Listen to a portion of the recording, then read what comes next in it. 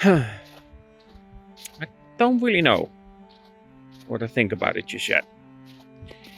Guess that's why it's an initial impressions video.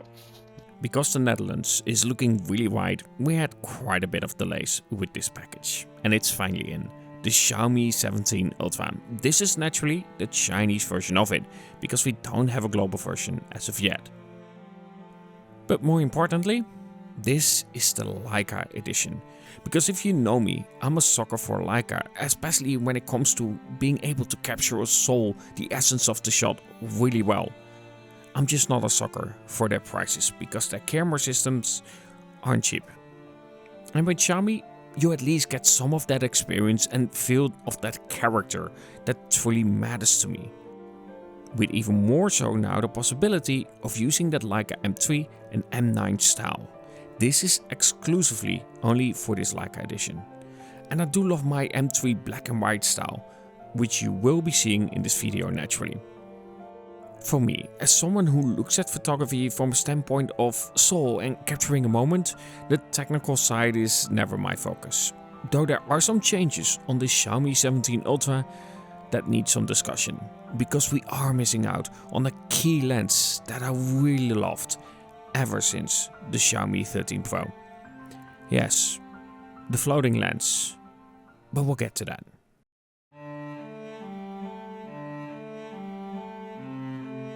Now, with this Leica edition, you do get a special case with it as well, though I will say it misses out on having that effect that we see on the frame of the phone itself, not being there on the case. It's just that little touch that is missing.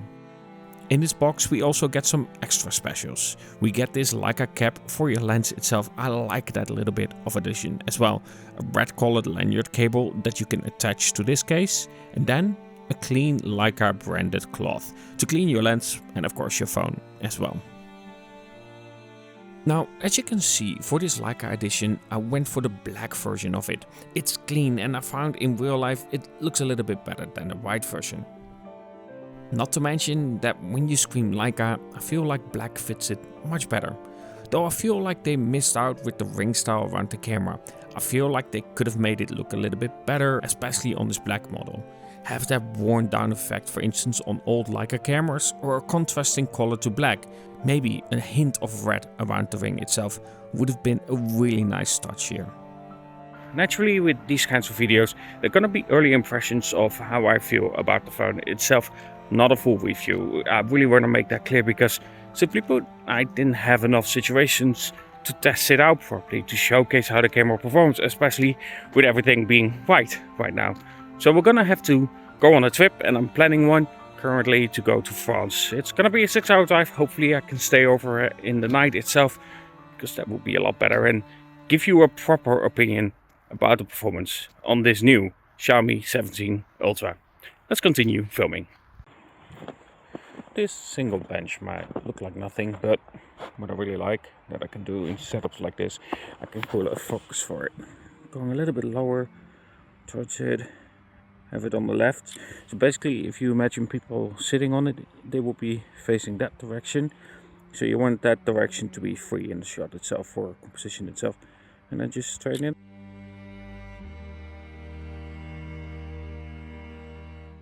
Alright. I'm still using the buttons because recording with one hand and then using, of course, that rotating ring is really difficult.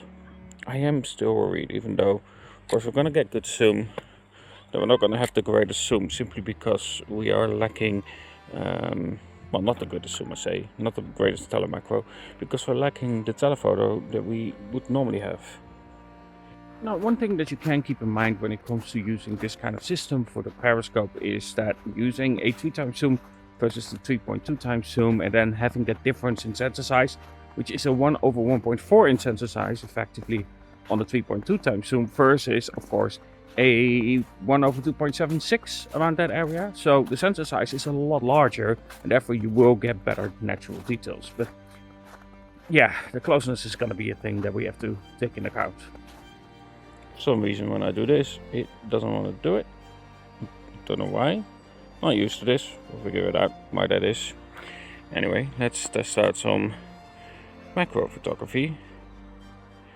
It's calling super macro, but let's be fair, I highly doubt it. Okay, you know what? That's not bad. It's gonna have, of course, the bokeh of a periscope instead of a telephoto, which I don't love as much. I'm gonna try to get a little bit closer after this, because it's hard to do this and get close as possible.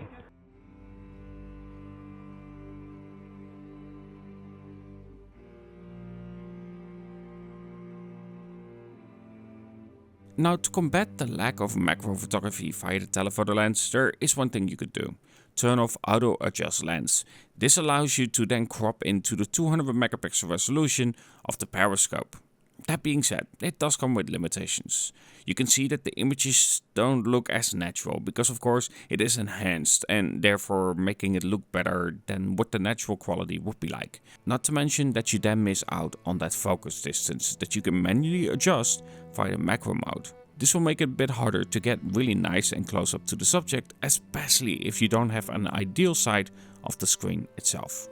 Alright, we already been here, but that doesn't mean I cannot take nice shots here. Of course, that was with the Vivo X200 Pro, but I really like this setup in terms of like the sky, of course, that branch that's fallen down. Actually, it's a full tree. Yeah, it creates a really unique view in terms of that. So it's a really good thing to capture this kind of setup. Let's get a little bit closer. I really like this setup. Like, we have so much going on here, and let's try like essential black and white as well, because I feel like that would work really well. That was awkward. Right. There you go. Right, those who have seen my Vivo video already have seen this composition, but I like it, so it doesn't really matter to me. But what I like really now is that we also now have a light source right there on that house. That I actually really like. Just adds a little bit to the atmosphere of the shot itself. Again, just going low, have something in the foreground, have that house centered, and just have something that blurs your shot, so that the focus is really pulling you towards the thing that I'm trying to shoot here. In this case, of course, the house itself. Of course, you can zoom in a little bit more as well if you want to, and then that blur becomes just a little bit more on the foreground as well, really pulling your eyes towards that house. Alright, so for those who are wondering, in Pro mode often it's 12.5 megapixels with the Xiaomi 15 Ultra and the 14 Ultra and the 15 Pro as well. And sadly, I can confirm that 15 megapixels is still not supported on it. 50 megapixels is normally like the max I want on the phone. I think 200 megapixels is too much, but yeah, still no 50 megapixels in terms of RAW shots. It just goes to JPEG. Now, what I'm gonna do here is use like essential black and white, in this case the M3, but I'm also going to test out the M9. There's a really nice light source right here that just gives a lovely contrast. As you can see right here, bright spot, and then everything around it is really dark. There are some different situations that I can test this out, because I feel like that's the way right now I can test it properly. Of course, I need to be in a city or something like that with a lot of old buildings, which I will cover. But this is a setup that I think works really well as well, to get that contrast and see how that performs.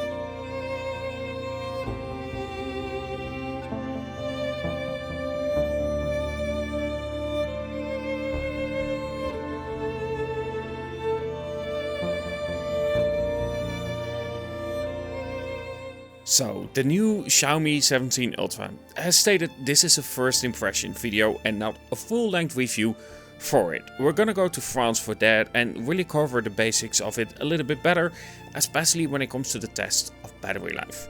There are, however, some thoughts that I already have on it.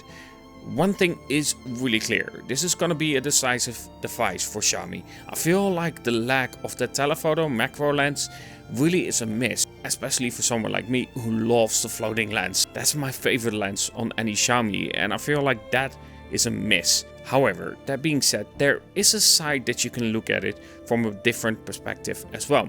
Using the 3.2x zoom now has a 1/1.4 inch sensor size, so the zoom details will be better. However, just not closer.